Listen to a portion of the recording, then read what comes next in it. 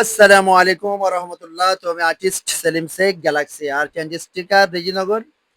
তো আরো একটি পেন্টিং ভিডিও নিয়ে আপনার কাছে চলে আসলাম, যেটা এর আগে একটা পার্ট আমি ভিডিও দিয়েছিলাম, যেটার অংশ ছিল বাড়ি এবং নদী এবং নদীর ওপারের কিছু অংশ। তো এই অংশের মধ্যে থাকছে আপনার নদীর এপারের অংশ এবং কিছু গাছপালা দিয়ে কিভাবে করি। তো আপনারা দেখতে থাকুন কিভাবে আমি কাজগুলো করে থাকি।